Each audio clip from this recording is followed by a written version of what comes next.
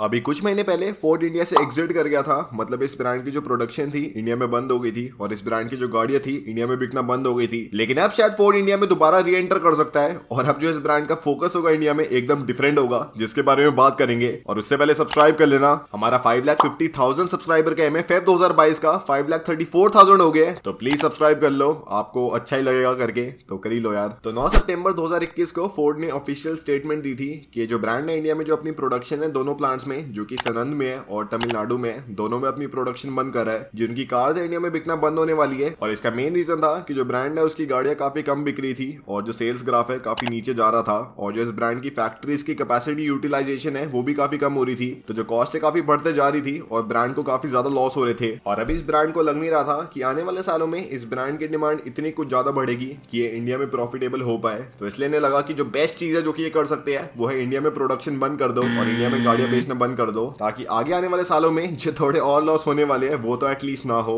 लेकिन अब शायद ये ब्रांड दोबारा आ सकता है इंडिया में। और ये बस मैं इसलिए नहीं बोल रहा ऐसे कोई आर्टिकल छप गया हो किसी न्यूज वेबसाइट पे जो कि कार्स के बारे में बताते हैं कि Ford is coming back to India, wait and watch. तो ऐसा कुछ नहीं है। ये जो री एंट्री इंडिया में हो सकती है उसका मेन रीजन है ऑटो पीएलआई स्कीम, जो कि हमारी सरकार ने निकाली है, जो कि एक 26,000 करोड़ की स्कीम है, जिससे जो बहुत ही सारे कार मेकर है उन्हें काफी बढ़िया बढ़िया इंसेंटिव्स मिलने वाले इंडिया में प्रोडक्शन करने के लिए और इंडिया में सप्लाई चेन बनाने के लिए। तो आपको पहले थोड़ा जो ऑटो पीएलआई स्कीम है उसके बारे में बताता हूँ, जो कि एक 26,000 करोड़ की स्कीम है जो कि सरकार ने पिछले साल निकाली थी। और जो सारे व्हीकल मेकर है, फॉर एग्जांपल कार मेकर, बस मेकर, 2 व्हीलर 3 व्हीलर मेकर, कोई भी इस वाली स्कीम में आ सकता है। और उसमें से फिर जो हमारी सरकार है शॉर्टलिस्ट करेगी थोड़े थोड़े ब्रांड्स हर एक कैटेगरी में और फिर उन्हें इंसेंटिव देगी। लेकिन ये जो ऑटो पीएलआई स्कीम है इसकी थोड़ी बहुत रिक्वायरमेंट्स है। फॉर एग्जाम्पल कोई भी ब्रांड अगर इस वाली स्कीम में अप्लाई कर रहा है तो जो उसकी गाड़ी ऐसा नहीं है कि बाहर मैन्युफैक्चर हो रही है और इंडिया में आके असेंबल हो रही है। जो कार है उसके एटलीस्ट 50% पार्ट्स इंडिया में मैन्युफैक्चर होने चाहिए लोकली, और फिर वो गाड़ी इंडिया में बिक सकती है। जो स्कीम का सेकंड पॉइंट है और जो मेन पॉइंट है कि अगर कोई भी कार मेकर इस वाली स्कीम में इंसेंटिव लेना चाहता है तो जो इंसेंटिव है उसे प्रोडक्शन ऐड करने पे मिलेंगे, एग्जिस्टिंग प्रोडक्शन पे नहीं मिलेंगे। फॉर एग्जांपल टाटा मोटर्स या फिर होंडा या फिर मारुति, ये सारी कंपनीज इंडिया में मैन्युफैक्चर कर रही है गाड़ियां काफी बड़ी क्वांटिटी में। तो जो इनकी एग्जिस्टिंग क्वांटिटी है जो कि ये ब्रांड्स मैन्युफैक्चर कर रहे हैं उस पे इन्हें कोई भी इंसेंटिव नहीं मिलने वाला। लेकिन अगर ये सारे ब्रांड्स इंडिया में कोई भी ऐसी नई टेक्नोलॉजी या फिर एएटी, जिसका मतलब है एडवांस ऑटोमोटिव टेक्नोलॉजी, जो कि अभी तक इंपोर्ट होती है इंडिया में, उससे अगर ये सारे ब्रांड्स इंडिया में लोकली मैन्युफैक्चर करते हैं तब इन सारे ब्रांड्स को जो इंसेंटिव है वो मिलने वाला है। तो आपको एक थोड़े बढ़िया एग्जांपल से, सिंपल एग्जांपल से एक्सप्लेन करता हूँ कि टाटा मोटर्स आप मान लो इंडिया में अपनी गाड़ियों को असेंबल करते हैं, इंडिया में अपनी गाड़ियों को मैन्युफैक्चर करते हैं और कस्टमर को बेचते हैं। तो जो टाटा मोटर्स की इंडिया में एग्जिस्टिंग प्रोडक्शन है, मान लो कोई भी नेक्सॉन बिक रही है, हैरियर बिक रही है, कोई भी इनकी गाड़ी बिक रही है जो कि फैक्ट्री से निकल रही है, जो कि अभी बिक रही है इस ब्रांड की, उस पे इस ब्रांड को कोई भी इंसेंटिव नहीं मिलने वाला। वो जो इस ब्रांड की प्रोडक्शन है वो तो वैसे ही चलेगी। लेकिन मान लो कि जैसे टाटा मोटर्स की कार्स है उसमें बहुत ही सारे पार्ट डलते हैं, कोई पार्ट कोरिया से आ रहा है, कोई पार्ट चाइना से आ रहा है, कोई पार्ट जापान से आ रहा है, मान लो ऐसा। और मान लो कि इन्हें लगता है कि जो इनकी ट्रांसमिशन है वो कोरिया से आ रही है, ह्युंडई से आ रही है, तो ये जो ब्रांड है अपनी ट्रांसमिशन लोकली इंडिया में मैन्युफैक्चर करना शुरू करता है। तो वो जो लोकल मैन्युफैक्चरिंग है उस पे जो एडेड प्रोडक्शन होगी उस पे इस ब्रांड को इंसेंटिव मिलेंगे हमारी सरकार से, जो कि काफी कूल है। तो तभी इसका नाम है प्रोडक्शन लिंक्ड इंसेंटिव। मतलब जितनी प्रोडक्शन बढ़ेगी उतना जो कार मेकर्स है उन्हें इंसेंटिव मिलेंगे। और ये जो इंसेंटिव अराउंड 18% के आसपास की है, जो कि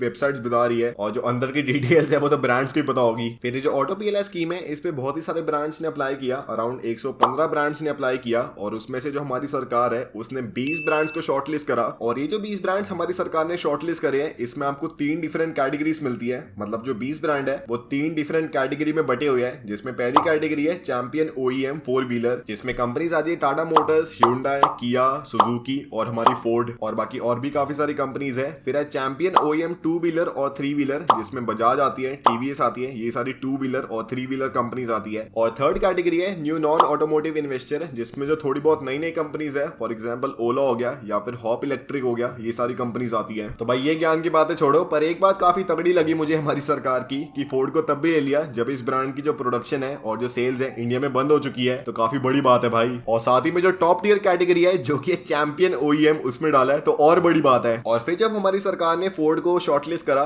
तो फोर्ड काफी धन्यवाद शो कर रहे थे और उनकी जो ऑफिशियल स्टेटमेंट है उसके थोड़े बहुत आपको सेंटेंस सुनाता हूँ। We thank the government of India for approving Ford's proposal under PLI scheme as Ford leads customer through the global electric vehicle revolution we are exploring using a plant in India as an export base for EV manufacturing. तो आपको अंदर की बात पता नहीं समझ आई या फिर नहीं आई, पर मुझे समझ आई कि इस वाली जो पूरी स्टेटमेंट है इसमें 2-3 चीजें काफी इंपॉर्टेंट है। पहली कि जो ब्रांड का फोकस है इलेक्ट्रिक व्हीकल्स पे ही होने वाला है, और वो काफी सही भी है, क्योंकि अगर ये ब्रांड नॉर्मल कार्स पे फोकस करता है तो उनकी जो प्रोडक्शन है ये ब्रांड पहले इंडिया में कर रहा था, और उसे ब्रांड जो पीएलआई स्कीम है उसे वेल नहीं कर सकता। तो काफी तगड़ा मूव है भाई, बढ़िया किया आपने। और सेकंड, इस ब्रांड ने बोला है we are exploring using a plant, मतलब इस ब्रांड के इंडिया में फिलहाल 2 प्लांट्स हैं, जो कि एक सनंद में है और एक तमिलनाडु में चेन्नई में है। और ये ब्रांड कह रहा है कि इन 2 में से एक प्लांट को ये ब्रांड यूज करेगा इंडिया में ईवीज को मैन्युफैक्चर करने के लिए। तो इसलिए आप काफी कुछ कह सकते हैं कि जो इस ब्रांड की 2 ईवीज है, जो कि मस्टैंग मार्की और फोर्ड F-150 लाइटनिंग, उसकी ये ब्रांड इंडिया में मैन्युफैक्चरिंग कर सकता है, इंडिया में असेंबली कर सकता है। लेकिन एक इस ब्रांड को चीज देखनी पड़ेगी कि जो हमारी पीएलआई स्कीम है उसकी एक कंडीशन है कि जो 50% मैन्युफैक्चरिंग है इंडिया में लोकली होनी चाहिए। और अभी तक इस ब्रांड के जो इंडिया वाले प्लांट्स हैं अभी तक सिर्फ नॉर्मल कार्स को मैन्युफैक्चर करने के लिए बने हैं, लेकिन अगर इस ब्रांड को इलेक्ट्रिक कार्स को मैन्युफैक्चर करना है अपने उसी वाले प्लांट में तो काफी सारे अपग्रेडेशन करने पड़ेंगे। और भाई कार मैन्युफैक्चरिंग में ऐसा नहीं होता कि मान लो पहले पतीले में चाउमीन बना रहे हो, उसके बाद आपने सोच लिया कि अब मैं मोमोज बनाऊंगा और वो खाऊंगा, तो ऐसा कुछ नहीं है। अगर आपको गाड़ी चेंज करनी है जो कि आप मैन्युफैक्चर करें एक सिंगल प्लांट में, तो आपको प्लांट में बहुत ही सारे चेंजेस करने पड़ते हैं। तो अब आप शायद कह सकते हैं कि जो एंडेवर है वो तो शायद इंडिया में ना आए, उसके बाद आप भूल जाओ।